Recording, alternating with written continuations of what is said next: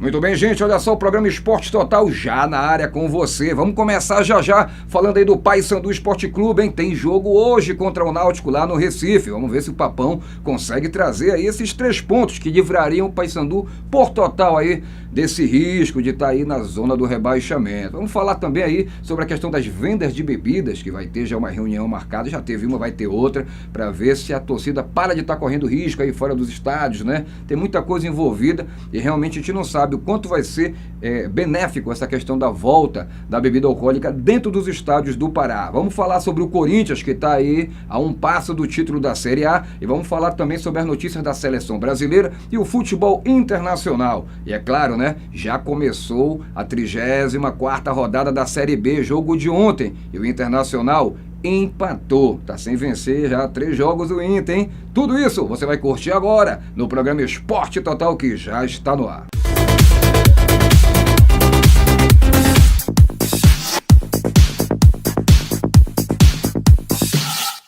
Venorte Produções. Produzimos shows, clipes, DVDs, programa de TV, formaturas, casamentos, 15 anos, seminários, propaganda política, tudo para seu evento. Rua Coruçá 260, Sala 208, o Marizal, fones 981020366. Venorte Produções.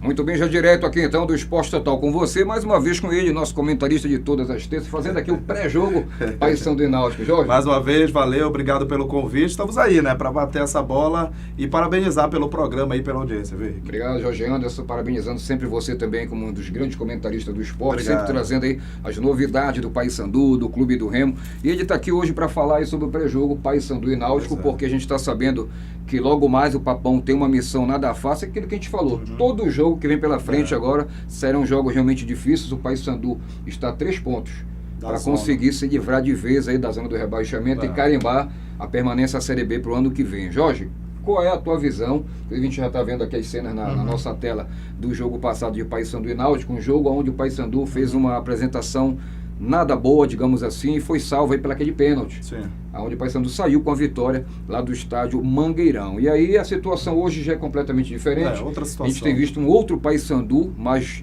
dinâmico, com mais velocidade, principalmente agora nesse outro jogo, no último jogo, né, contra o Vila Nova, apesar de não ter saído com a vitória, mas o Paysandu fez uma grande exibição. Então, qual é a tua visão para esse jogo que acontece logo mais contra o Náutico? Pois é, Henrique, a grande questão é como o Paysandu vai se sair jogando fora de casa mais uma vez, né? A gente viu bons resultados do Paysandu, não de repente boas apresentações, boas exibições, mas bons resultados, né? Porque você tem que analisar o futebol, tem que diferenciar. Uma coisa é a atuação do time dentro de campo, outra coisa é o resultado em si.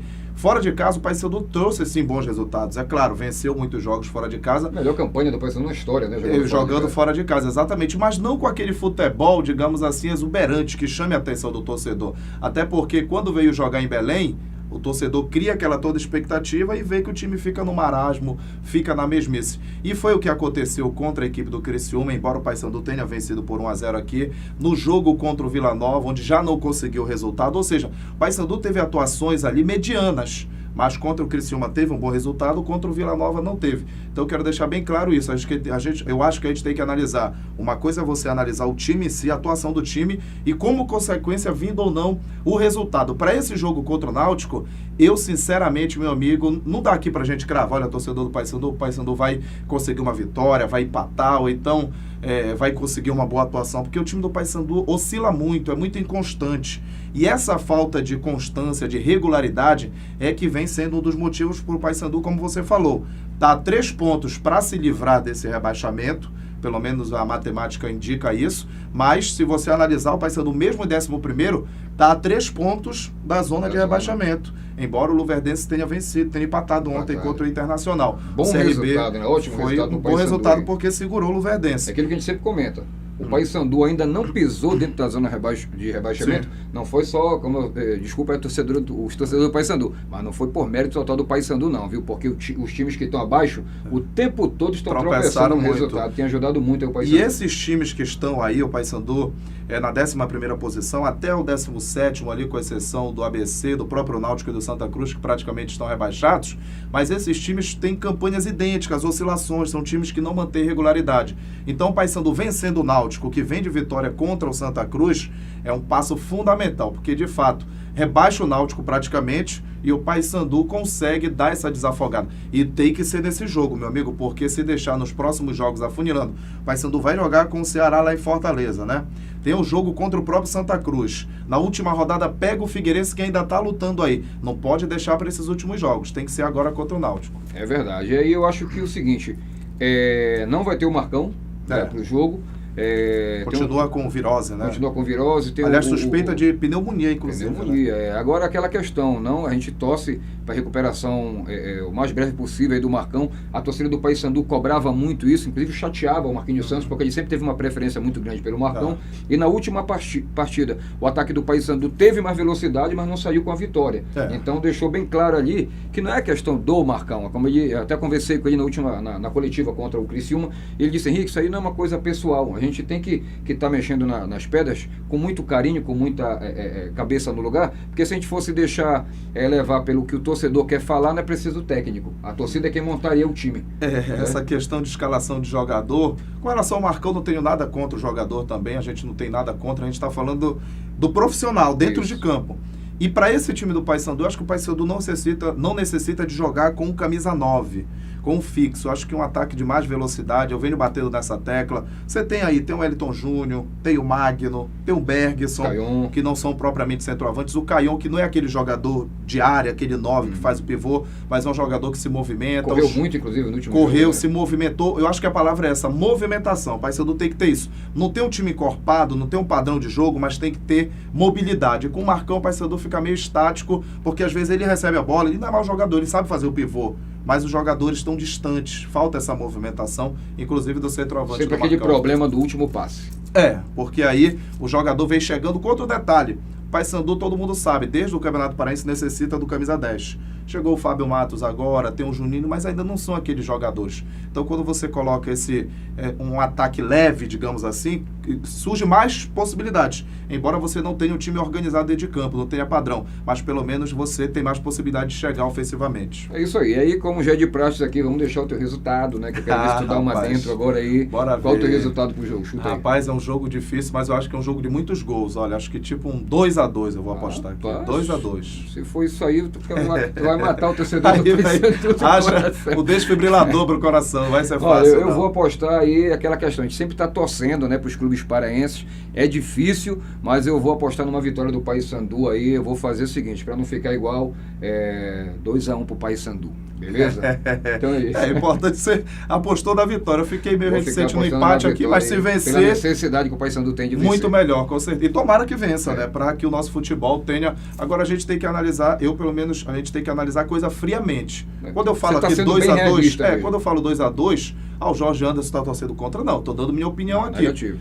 Uma coisa é o que eu quero que aconteça, outra é o que eu acho que vai acontecer. Eu quero que o Paysandu vença de 2-3-0, mas para mim tá cheirando aí um empate. Se o Paysandu fizer 2-1, então vai dizer assim, pois tomara que eu erre no meu resultado. Olha que o Henrique... É o que eu quero, mas uma coisa é o querer, outra coisa é o que a gente prospecta, né? Gente, olha, eu vou... Obrigado. Por isso que o futebol é bacana, né, Henrique? O futebol tem dessas coisas aí. Se não fosse assim, meu amigo, não teria graça, né? É verdade. Jorge, obrigado mais uma vez pela tua presença aí. Eu que agradeço, Henrique, mais uma vez. Parabéns pelo programa e é um prazer estar participando. Deixa eu vender meu peixe também, né? A gente está sempre nos Donos da Bola na RBA TV e também o nosso Mundo Peladeiro aos domingos, 10h30 da manhã. E eu vou filmar, vou logo dar a notícia aqui. A gente vai fazer uma matéria, galera, aqui da Rede TV.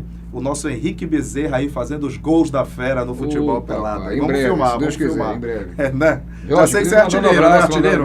Rapaz, onde tu colocar, eu dou um jeitinho ali. Eu faço o gol, defendo. Se até goleiro, até no gol. No gol até no gol, o dedo já tá torto, já tá quebrado, mas a gente dá um jeito aí. O importante é brincar lá e somar aí com a nossa brincadeira. Que em breve eu quero mesmo estar presente lá com você. Gente, um grande abraço também para a equipe da RBA que está sempre liberando essa fera para estar aqui com a gente, tá?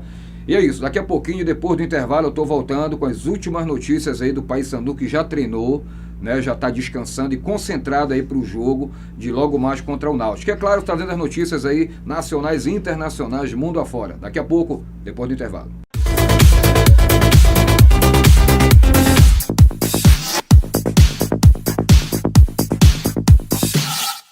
Venorte Produções. Produzimos shows, clipes, DVDs, programa de TV.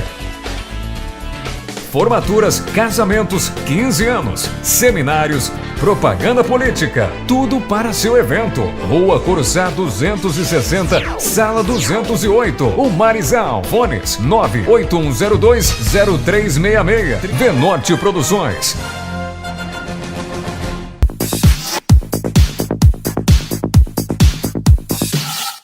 Muito bem, já de volta aí no Esporte Total. Vamos falar um pouquinho agora, gente, sobre a questão de venda de bebidas alcoólicas nos estádios paraenses. Bem, a sessão da Câmara debate a liberação das bebidas alcoólicas nos estados de Belém. E aí os vereadores agendam a sessão especial para o próximo dia 14, com a presença de representantes de clubes da capital, a Federação Paraense de Futebol, órgãos de segurança e, é claro, a população. Então, o próximo dia 14, às 15 horas, será realizada um debate lá na Câmara Municipal de Belém sobre a possibilidade da liberação de bebidas alcoólicas nos estádios de futebol aqui de Belém do Pará. Atualmente é proibido o comércio e o consumo dentro das praças esportivas do Pará. A discussão ocorrerá em sessão especial e terá aí representante dos clubes belenenses, da Federação Paraense de Futebol e dos órgãos de segurança pública, vereadores e a população em geral para estar debatendo este assunto. O tema foi sugerido aí pelo presidente da casa, o vereador Mauro Freitas, aí do PSDC,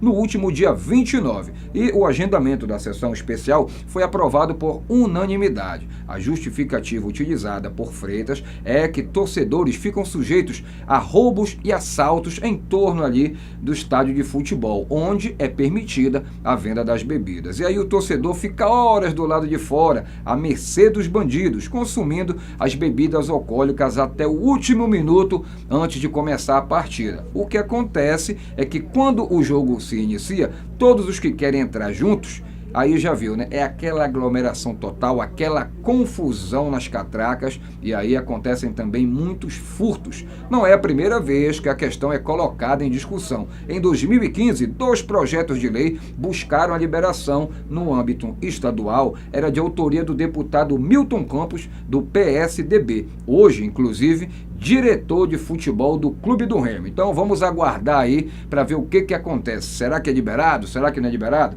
Tem que ver aí que realmente é positivo e o que é negativo nessa questão. Bem, falando do Clube do Remo, ainda está aberta aí aquela questão do Eduardo Ramos, né, gente? Olha, o Eduardo Ramos chegou ao Clube do Remo em 2014, se transferindo do maior rival remista, o Paysandu. O camisa 33, projeto de marketing que envolveu a sua contratação, viveu momentos de irregularidade pelo Leão Azul. Apesar do reconhecimento, talento, técnico e muitas outras peculiaridades aí do jogador, o melhor desempenho no clube foi em 2015, com a conquista do Parazão e o acesso à Série C. No Remo, ele chegou a ser emprestado 2 vezes para Joinville e Santo André, mas sem destaque algum nesses outros clubes. O rendimento na última temporada foi considerado abaixo do ideal. Em abril deste ano, ele se envolveu em uma discussão com o técnico Josué Teixeira, deixou a equipe, entrou em uma ação na justiça pedindo mais de 3 milhões, porém, depois de um acordo, retornou ao elenco azulino no final de maio. Ao todo, Eduardo Ramos realizou 90 partidas no Remo, com 22 gols. E aí fica aquela questão, né, galera? Será que o Remo vai voltar a colocar o Eduardo a usar a camisa do Leão Azul? Vamos ver o que acontece, porque esse assunto realmente já está se tornando mais do que polêmico. E encerrando aí o assunto do Paysandu Esporte Clube, né? Olha, ele encerrou na tarde da última segunda-feira a preparação para a partida contra o Náutico pela Série B, e o elenco realizou aí um trabalho tático no centro de treinamento do Sport Recife. A atividade iniciou aí com uma rodinha de bobo para soltar a musculatura dos atletas, e depois da longa viagem que durou cerca de 6 horas até a capital pernambucana, né? Aí fica complicado. Em seguida, a comissão técnica do Bicolor reuniu os jogadores jogadores no centro do gramado para, vamos dizer, repassar algumas orientações e foco contra essa partida aí contra o Náutico. Após alguns minutos, o preparador físico Rony Silva comandou um rápido aquecimento para, em seguida, o técnico Marquinhos Santos dirigir um treinamento tático com movimentação e posse de bola na primeira parte do exercício. Por fim, na segunda e última etapa, ainda houve um treinamento específico de cobranças de bola parada, que o Paysandu tem insistido muito nessa questão, né? Depois, então, da movimentação, a delegação retornou ao hotel, onde vai permanecer com foco aí em concentração para enfrentar o Náutico, né, que vão entrar em campo hoje, terça-feira, a partir das 19h30, horário de Belém, hein? Então aqui no nosso horário, gente, 19h30 começa aí Náutico e Paysandu na Arena Pernambuco, valendo aí pela 34ª rodada da Série B do Brasileirão. Já para o intervalo comercial e já eu tô voltando para falar do futebol internacional e, é claro, a Série A do Brasileiro. E teve rodada da Série B que já iniciou ontem, hein? Tudo isso você vai curtir já depois do intervalo.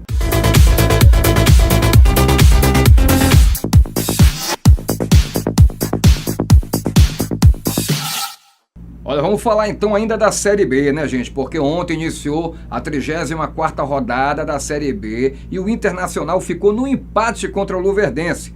Vamos aos gols. Logo no primeiro minuto de partida, Alfredo abriu o placar para o Leque. O Inter empatou com esse gol do Leandro Damião. Aos 2 minutos do segundo tempo, Marcos Aurélio deixou o Luverdense em vantagem de novo. Só que o Leandro Damião foi para a rede mais uma vez e evitou a derrota do Colorado, 2-2. Vamos falar um pouquinho agora do futebol internacional, né? Olha, começou o julgamento do ex-presidente da CBF, José Maria Marinho, em Nova York. O Cartola é acusado de 7 crimes.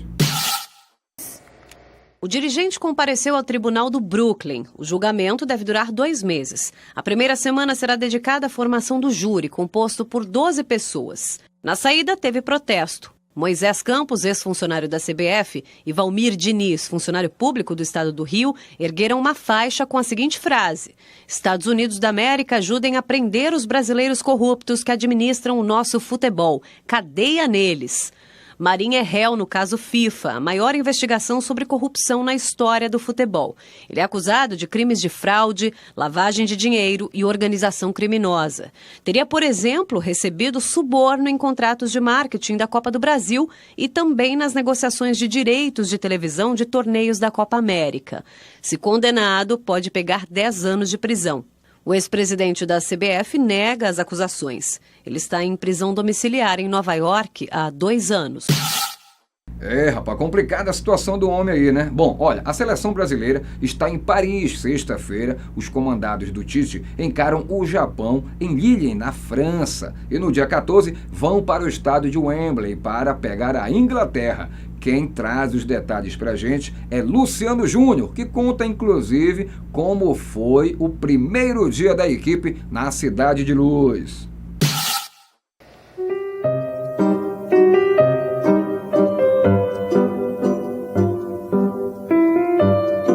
Foi uma apresentação bem tranquila.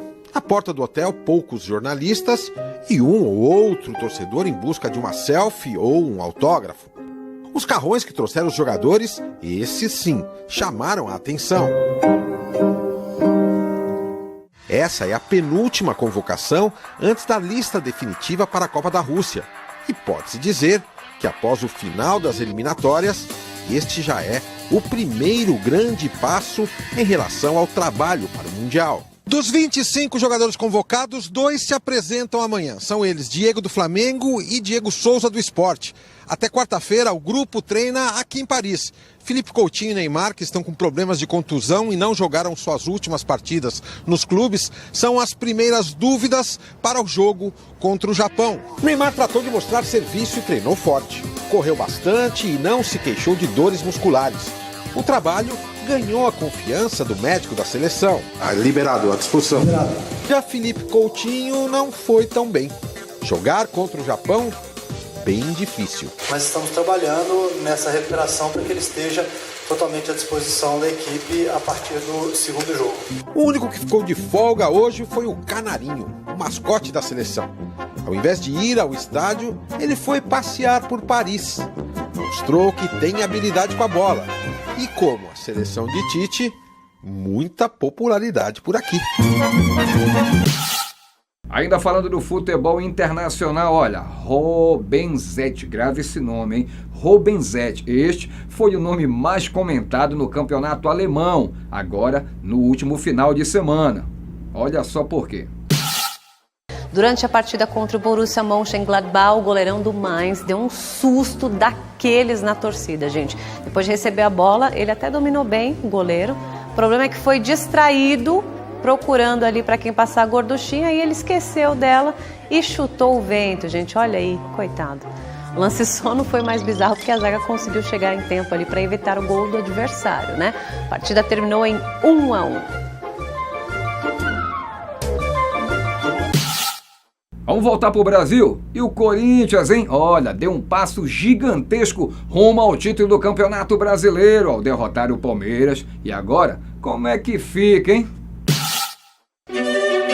Depois de ver a liderança ameaçada nas últimas rodadas, o torcedor corintiano está aliviado.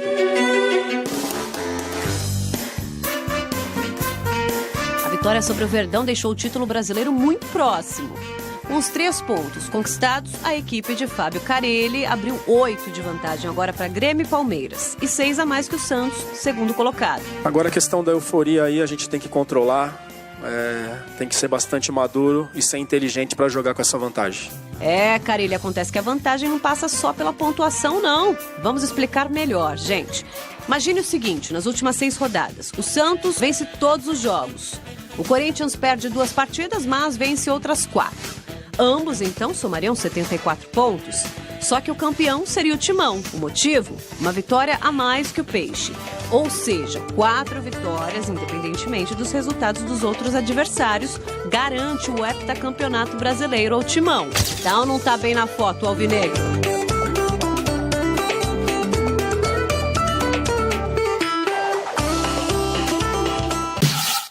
Olha, falando um pouquinho mais do Corinthians, não foi só vitória, viu, gente? Além da vitória no Clássico Centenário, teve o que falar esse jogo. Solta aí. Essa rodada do Campeonato Brasileiro literalmente deu o que falar. O São Paulo passou pelo Atlético Goianiense, o Santos se deu bem, o Grêmio também, e no Clássico Centenário o líder venceu com direito a selfie de celular dentro do campo. O Romero tirou essa foto para comemorar o gol dele contra o Palmeiras. Os que vai se segurar a taça, tá tudo lá na selfie. O problema é que muita gente viu o impedimento do atacante, hein? Isso muda o jogo, isso compromete. Já no gol do Balbuena, o segundo do Corinthians, ninguém teve dúvidas. Acho que o Palmeiras afrouxou, cara. É mesmo, é? Eu tenho certeza. O Mina diminuiu de cabeça, mas o Edu Dracena fez esse pênalti no jogo. Aí o artilheiro do Timão foi pra bola aí. Chute Fude bem forte e já era, filho. Sem erro. Tem jeito. Não tem jeito. O Moisés ainda fez esse golaço aí, mas não deu pro Palmeiras, que perdeu num jogo quente. No vestiário, Felipe Melo, irritado, jogou a munhequeira no Cleiton. Que é isso, meu? Aquele cara que bagunça com todo mundo não dá nada, né? Outra polêmica foi essa aí. O Gabriel teve que sair do campo após ser atendido, mas voltou sem o árbitro saber. E como já tinha amarelo, os palmeirenses queriam vermelho pra ele. Se fosse a Argentina ali, os caras voavam pra cima do juiz e tinha que botar pra fora. O Palmeiras tá muito mole, mano. Para o torcedor, o Fagner também deu moleza depois do Dudu arremessar a bola nele, hein? Se eu fosse o Fagner, eu tinha desmaiado ali na mesma hora. Com a vitória, o Corinthians tem 6 pontos na frente do Santos e 8 na do Grêmio e Palmeiras. E aí? Já era, ninguém aguenta nós não. Nós tava ruim no começo, mas depois melhorou. O Santos também se deu bem. Ganhou do Atlético Mineiro por 3-1 e o Ricardo Oliveira guardou outra, hein? O cara é monstro. Já o São Paulo fez o gol do P para ganhar do Atlético Goianiense, quer ver? De Petros para Prato e pro peito do Hernanes. Com a Ascensão, será que dá para pegar uma Libertadores ainda, hein? Olha, eu tava torcendo para ele não cair. Mas se já saiu fora aí daquela Libertadores... O Grêmio venceu o Flamengo de virada por 3-1, mas o torcedor do Mengão não tá muito preocupado com isso. A gente tá se guardando para ser campeão da Sul-Americana. Bom, e como no futebol o pessoal usa tecnologia, né, quando faz gol, a gente também vai usar depois da reportagem. Vamos todo mundo sair na selfie aqui, gente! Aê!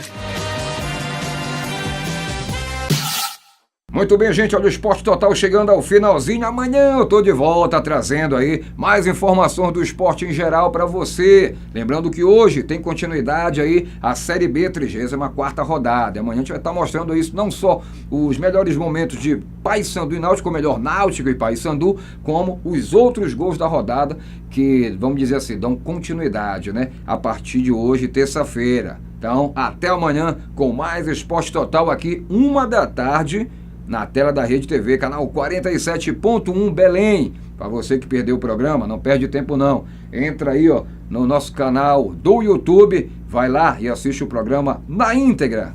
Grande abraço, até amanhã.